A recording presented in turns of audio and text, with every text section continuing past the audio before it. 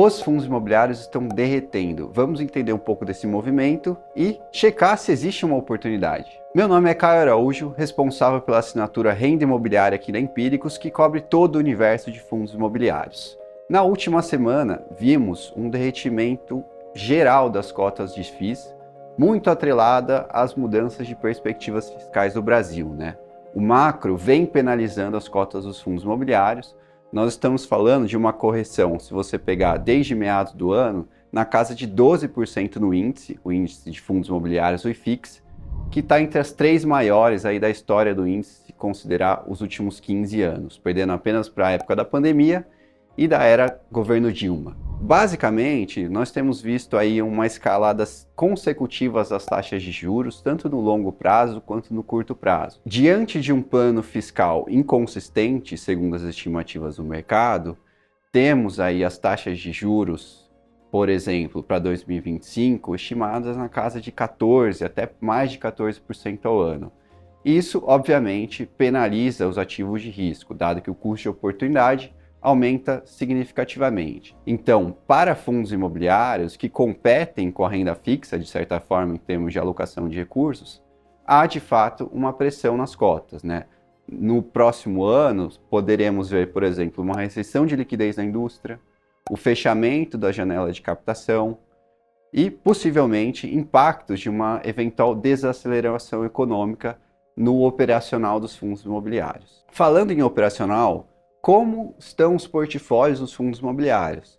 Quando olhamos para a foto, na verdade, enxergamos um operacional saudável. Estamos falando de portfólios de shopping e logística com níveis de vacância nas mínimas históricas, a classe de lajes corporativas em recuperação consecutiva nos últimos trimestres e os fundos de crédito aí cada vez mais participativos no mercado de financiamento residencial no Brasil, com níveis de inadimplência também bem estabilizados.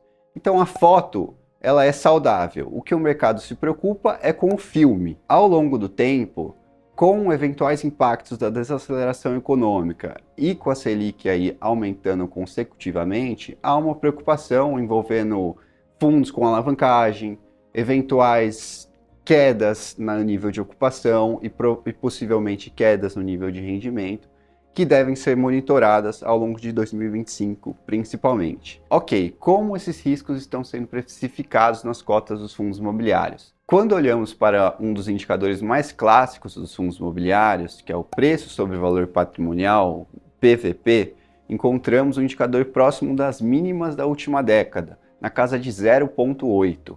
Além disso, quando olhamos o dividend yield do IFIX, da composição, está muito próxima de 12% nos últimos 12 meses. Isso revela um spread acima de 400, quase 500 basis points sobre a taxa de referência, que é o juro real da NTN-B 35. Esses pontos, esses indicadores evidenciam ou sinalizam uma oportunidade de compra para a categoria. Olhando para oportunidades, enxergo como mais evidente hoje os fundos de crédito com alta qualidade, os fundos de crédito high grade, tanto indexados ao CDI quanto indexados à inflação. Nesses casos, você pode capturar eventualmente tanto esse crescimento da Selic quanto um nível de spread interessante sobre o juro real. Existem fundos de crédito pagando em torno de IPCA mais 9 a IPCA mais 10% ao ano, quando olhamos a cotação de mercado atualmente. Isso é um ponto histórico pensando aí nos últimos 10 anos de existência da indústria. Quando olhamos para a ponta dos riscos, eu evitaria, por exemplo, fundos com alta alavancagem ou fundos com performance operacional já deteriorada. O que eu quero dizer com isso? Nível de vacância elevada, aluguel bem abaixo da média de mercado, dado que o ano que vem ainda promete alguns desafios para a categoria. Então a pergunta é hora de comprar agora? A minha percepção é que em um horizonte de médio prazo, em torno de 2 a 3 anos, me parece uma janela de entrada bem convidativa. É possível que caia mais? Sim.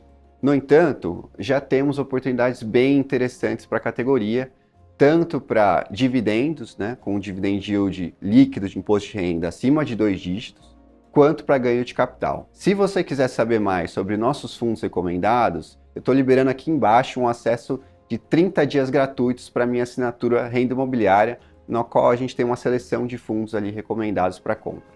Ok? Um abraço e até a próxima.